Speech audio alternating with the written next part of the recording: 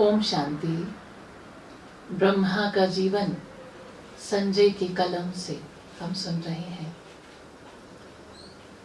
बाबा का बहुत थैंक्स कि ये लिटरेचर, ये किताबें, ये साहित्य हमारे लिए बनवा दिया।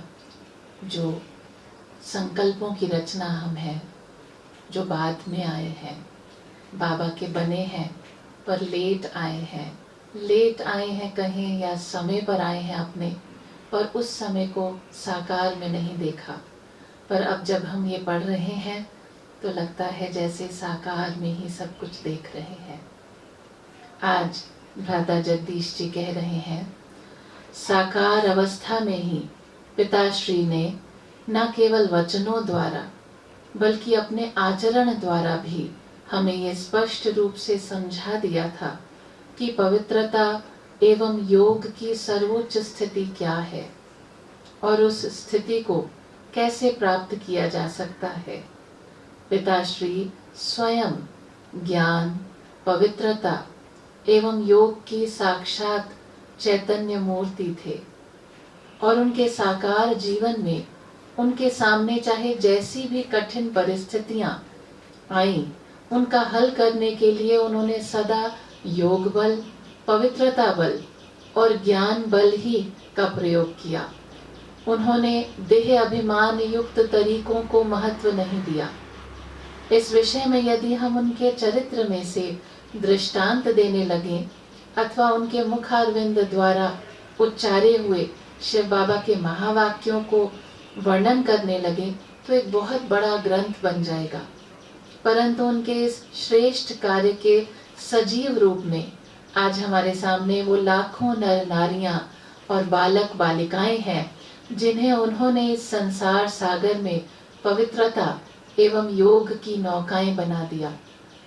पिताश्री ने माया, अपवित्रता अथवा काम, क्रोध, लोभ, मोह, अहंकार तथा आलस्य के सूक्ष्म रूपों को भी बहुत अच्छी तरह से स्पष्ट किया और माया को जीतकर जगत जीत बनने के लिए प्रैक्टिकल मार्ग प्रदर्शना और प्रबल प्रेरणा भी दी।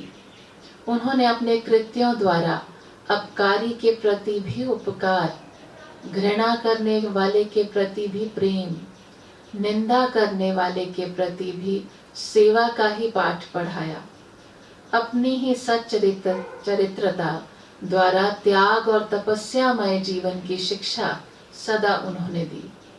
अब घर जाना है, ये संसार एक ड्रामा है, सदा शिव बाबा को याद करते हुए ही हर कार्य करना है। ये स्मृति सदा ही उनके नयनों, वचनों तथा कार्यों से हमें मिलती थी। पवित्रता पिताश्री के स्वभाव में ऐसे समाई हुई थी जैसे कि चंदन में सुगंधी समाई हुई होती है। शिव बाबा से उनका इतना स्नेह था कि सूर्यमुखी फूल का सूर्य से और चकोर का चांद से भी इतना संबंध नहीं होता।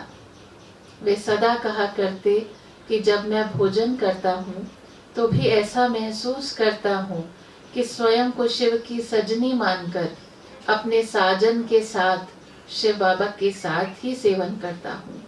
जब मैं स्नान करता हूँ तो भी ऐसा महसूस करता हूँ कि उनके रथ को नहला रहा हूँ। जब सोता हूँ तो भी उनका साथ बना रहता है। मैं उनका रथ हूँ, उनके अंग संग रहता हूँ। कई बार दूसरों को सिखाने के लिए जब वे क्लास में बताया करते कि वे शिव बाबा से कैसे बातें करते हैं, तो उस समय उनके मुखारविंद पर शिव बाबा की स्नेह की जो रेखाएं उभरती, नेत्रों में जो प्यार झलकता और उनके शब्दों में जैसे प्रीति भरी होती, उसमें कोई कठोरतम हृदय वाला व्यक्ति भी पिघले बिना नहीं रह सकता। सभी रोमांचित हो जाते, सभी का मन प्रेम विभोर हो उठता, क्योंकि बाबा जो कुछ कह रहे होते वो उनकी हृदय की गहराई से उठता। वो ऐसा पावन स्रोत होता कि प्रत्येक के मन के मैल को धो डालता। बाबा हमेशा कहा करते कि भक्ति मार्ग में मनुष्य की ये जो इच्छा बनी रहती है कि मैं उसी प्रभु के संग में खो जाऊं, उन्हीं के संग खाऊं, खेलूं या बात करूं, वो अभी पूरी हो सकती है। इस प्रकार से बाबा सदा शिव बाबा की याद दिलाते रहते और स्वयं साकार होते हुए भी वे सर्वदा शिव बाबा के संग में रहते। या तो शिव बाबा स्वयं ही उनके शरीर रूपी रथ में आ जाते और या पिताश्री ही मन के विमान द्वारा शिव बाबा के पास पहुंचे होते। दोनों की अटूट प्रीत का फल ये हुआ कि आखिर वह दिन आया जब पिताश्री संपूर्णता को प्राप्त कर शिव बाबा के अंग संग बाप और दादा के रूप में हर कार्य इकट्ठा ही करने लगे। तो आज हमने फिर से सुना ब्रह्मा के जीवन के बारे में। ज़रूर आप नोट्स भी ले रहे होंगे। हम सब इन सब गुणों को धारण करने का प्रयास भी कर रहे हैं।